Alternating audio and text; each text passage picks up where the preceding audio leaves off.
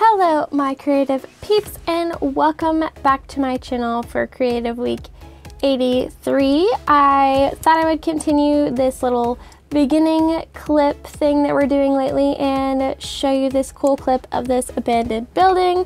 I know it's kind of random, but you may or may not know that I love abandoned buildings. I have a book full of photos about abandoned places. Now I can't say I will ever maybe go in one because they also kind of creep me out a little. But I did really enjoy driving by this one and gawking, so I thought I would share that with you. So I don't know, I could talk about it and be a cool kid, I guess. So I hope you enjoyed that. I took this clip last Sunday while I was out with my aunt. I had to pick up some things for a custom journal that I'm working on, so that is where this clip came from. So I thought I would continue and just talk a little bit in the beginning of this Creative Week video about the Arteza watercolors. I feel like there were a few things when I did the voiceover that I didn't mention about them that were good points. So, and I wanted to be a little more, less reviewish and more like tell you what I really thought kind of thing. Not that my review wasn't my real thoughts, it totally was, but I don't know.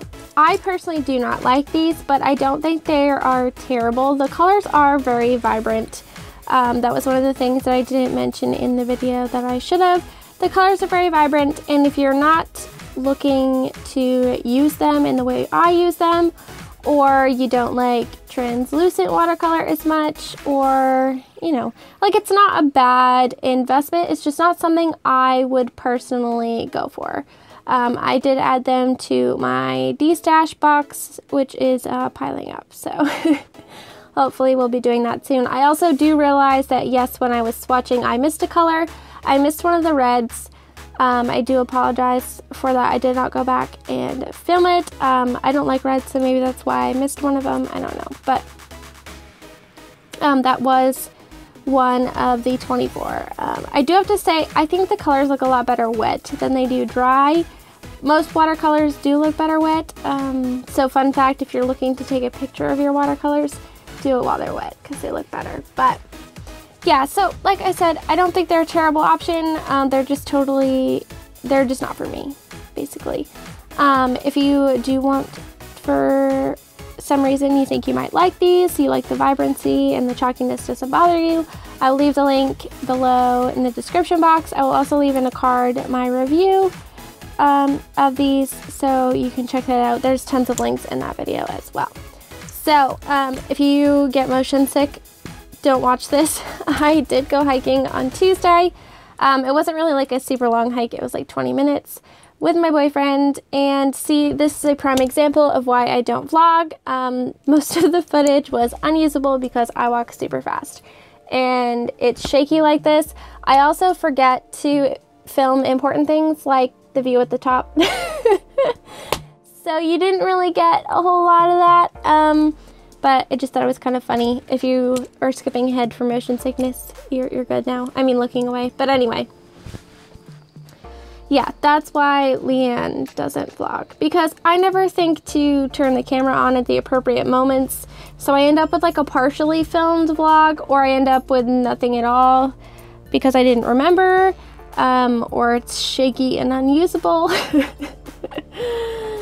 So yeah, there's that. This is me cutting out some stickers.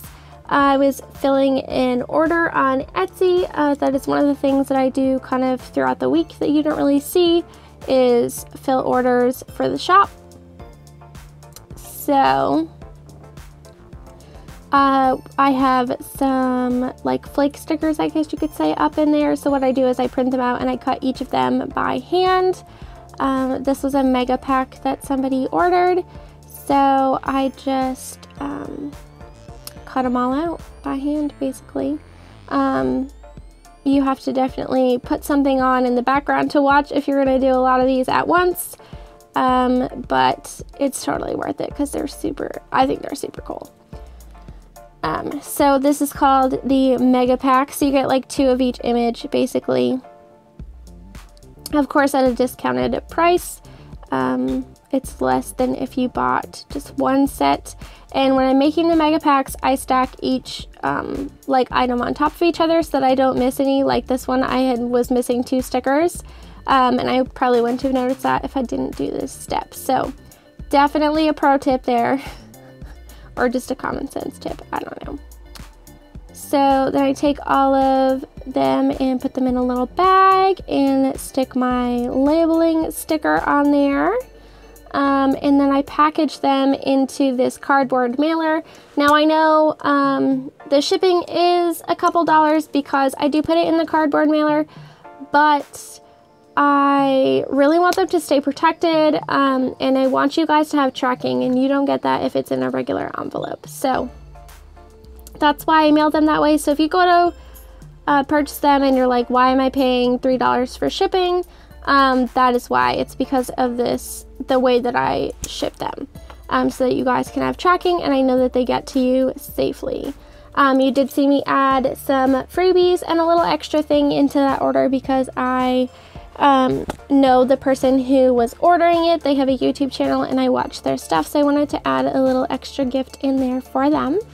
So that's what that was. And then this was Sunday again, I think.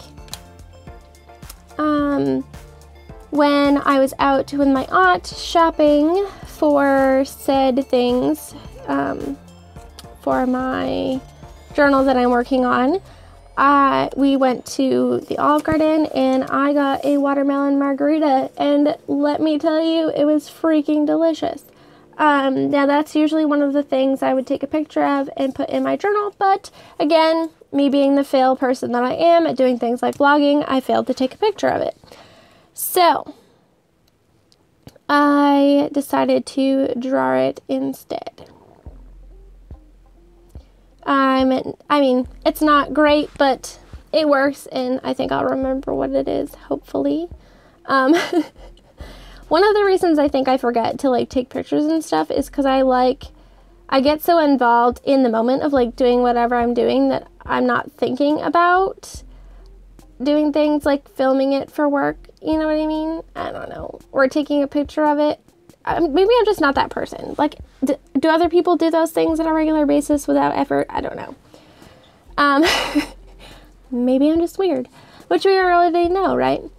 So yeah, I just took my watercolor palette and kind of colored those things in.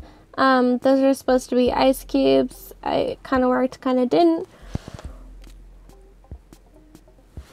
Like I said, I'm not a super great illustrator or anything, but it at least sort of looks like what it's supposed to, I think. So it's also not in a margarita glass. They served it to me in like a little, it wasn't a whiskey glass, but I don't know. It was kind of strange. Anyway, it was really good. So I'm just going in with some of my colored pencils and adding to the image. You guys know I like to use my watercolors and colored pencils together. I apologize that you're going to see my head about 575 times in this clip because I'm blind and have to get really close to the paper to see what I'm doing. Also, I don't know if you can hear it, but the weather is insane outside right now.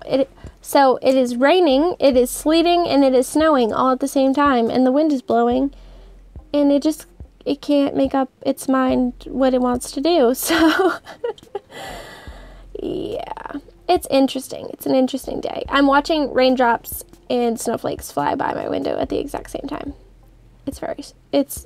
Anyway, moving on. So after I did my little watercolor illustration, which I did on Midori MD paper, by the way, I just fussy cut it out, and then I'm going to glue it into my journal, which I didn't do in this clip. Cool. So, I have a bundle of envelopes in my shop. My aunt got a big lot of them for me, so I wanted to share them with you guys. So you get 15 envelopes for like $6.80, I think. So you get quite a few, and they're really cool. And most of them are open at the top, like somebody opened them with a letter opener.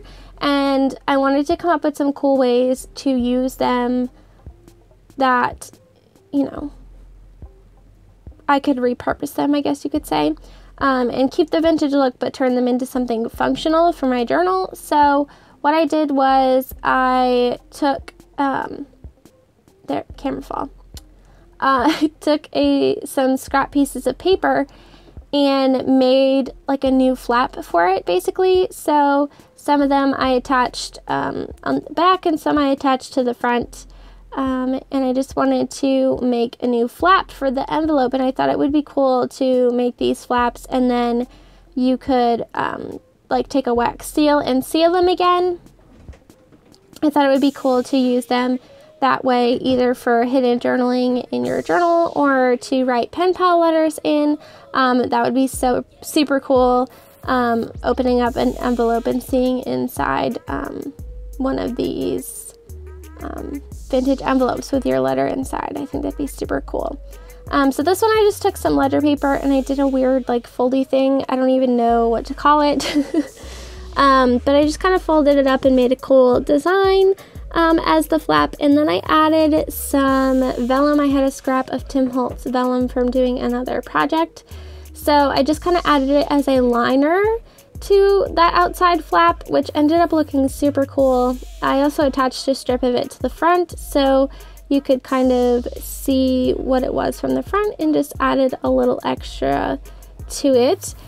And then I took that extra cutoff, which was kind of in a triangle, and added it to the front of this one to make like a frontward facing flap.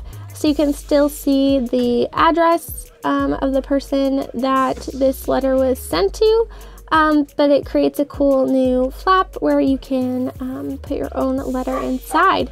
So it's also a good way to use up washi tape for layering. So I really enjoyed making these. I want to make some more and send them to my pen pals. But yeah, if you would like some vintage envelopes to play with, you can check out my Etsy shop. And then, so my job at the hotel is done for the winter. I'm not hotel sitting this winter. I'm going to, yeah, we'll see. But anyway, when I was helping them close down their house on the last day, I found this Home Depot catalog on their counter, and I swiped it for myself because they're not gonna need it. They won't be back till April, and it's a Christmas catalog. So I just kind of picked that up. I saw a few images in it that I really liked, and I thought it'd be cool to use some of them in some Christmas journals, which I'm hoping to make in time for Christmas. But anyway, I really liked the paint can swatches. I was really cold and pulled out these awesome, they're like fuzzy blankets.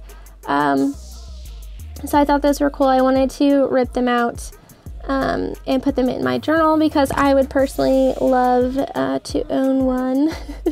I've been on the hunt for one to purchase and leave at my boyfriend's house so that I can be a hot box on the couch and make him die of heat, basically. But I haven't found one yet that I like. So I wanted to put that in there to document that. And then I really like the haunted house on this fold out page that I put in my journal previously, but I did not like the cat on the back.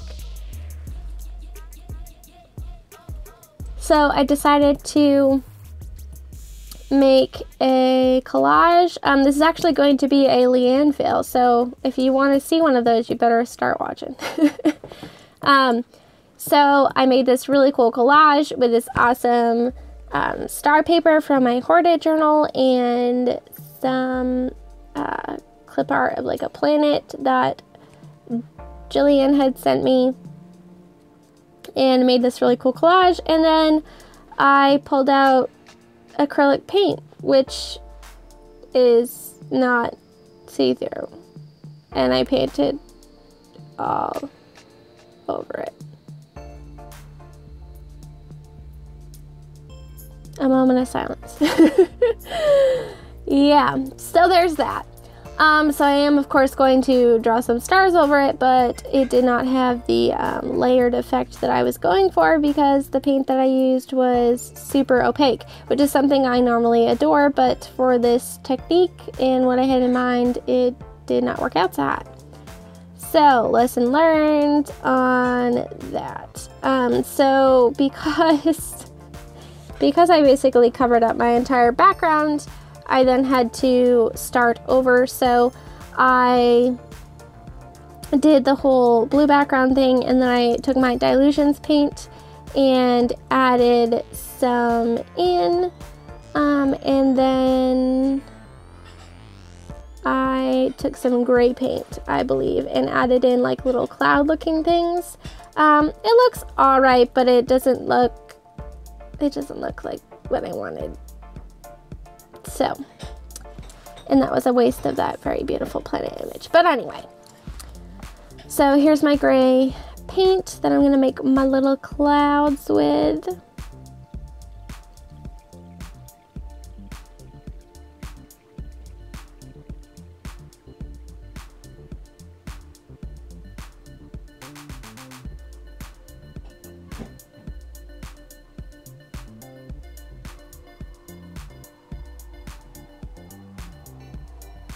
And yeah, I guess I haven't glued that, the blanket thing on there yet. But yeah, so there's where that page stands. Not so great, but there you go. I'm not perfect. You're welcome.